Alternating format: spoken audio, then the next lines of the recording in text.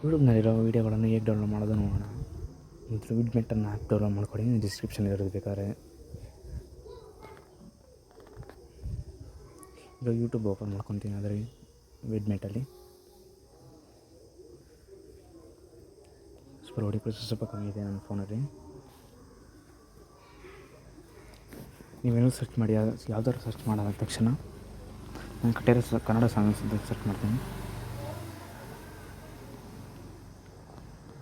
Scroll ಮಾಡ್ತೀನಿ ಕೆಳಗಡೆ.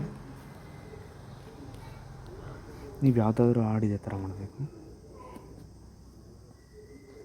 ಅಲ್ಲಿ 3 ಡಾಟ್ ಮೇಲೆ ಈಗ ವಿಡಿಯೋ ಮೇಲೆ ಕ್ಲಿಕ್ ಮಾಡಿದೆ. ಕೆಳಗಡೆ ಡೌನ್ಲೋಡ್ ಅಂತ ಇದೆ ಸೈಡಲ್ಲಿ.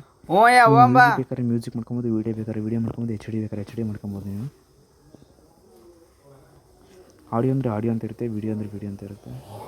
ವೀಡಿಯೋ ಬೇಕಾದರೆ